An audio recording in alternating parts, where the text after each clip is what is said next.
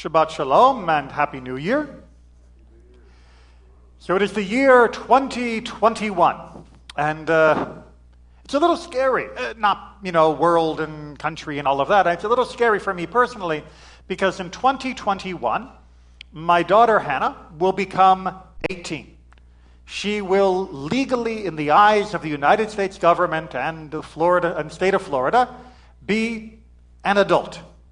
When her birthday rolls around later this year, a bell will ring and she will then be a legal adult. And just to make sure that I am terrified for the whole year, come next autumn, my son will be turning 13, which means in the eyes of Judaism, he will be an adult. So both of my children are becoming adults in two different ways in this same year of 2021. It's enough to make you a little nervous and maybe even nostalgic for 2020. Maybe. But how does that work exactly? What happens on the eve at midnight when my daughter's birthday occurs? Is there some magical incantation, I'm supposed to say, that will render her an adult? Is there some special government agency that shows up and presents her with a new installment for her body, a new chip for her mind, a new limb to turn her into an adult? What exactly is different at 11:59 the day before her birthday and 12 o'clock a.m. the day of her birthday? A law. There's nothing actually physically or psychologically different. Adulthood does not function like a light switch. It is not waiting for the trigger event for the specific tick of a clock in order for it to take the next step.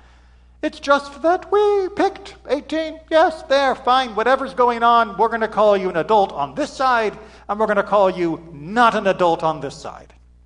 And the same, in many respects, for my son becoming a bar mitzvah. What is it before the three stars come out, and the three stars, and then after they come out? Well, it's when Judaism said, this is when you are an adult. We're not exactly going to be doing a biological test. We're not exactly going to be taking a blood sample to see whether you qualify as an adult. Here, not an adult. 1 second further, an adult. No magic, no special blessing that makes a transformation.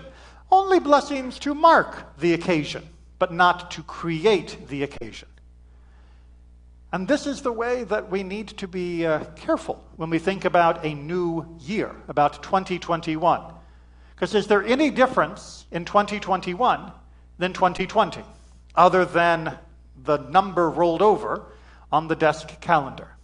Is there some magic that happened that anything we were upset about or anything we were disappointed in 2020 has now magically vanished because we have changed the number on the calendar, because we have removed the calendar and put up a new one? I speak actually not with personal experience, because most Jewish calendars, of course, straddle secular New Year's, because our calendars are set by the Jewish New Year's happening around Rosh Hashanah.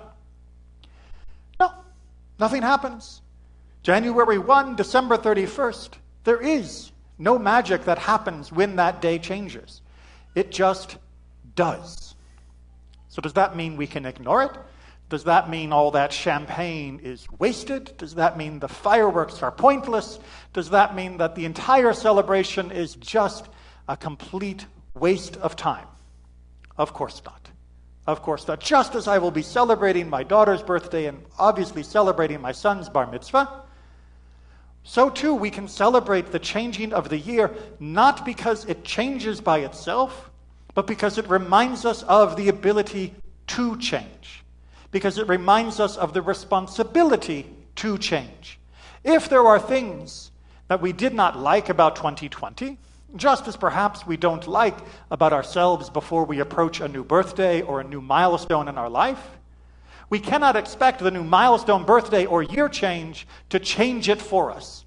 But instead, they act as signposts, as reminders along the way. Curve ahead, speed limit X. careful, slippery when wet, whichever signpost will catch your attention to realize that this is the time to think again about how you will be directing your life.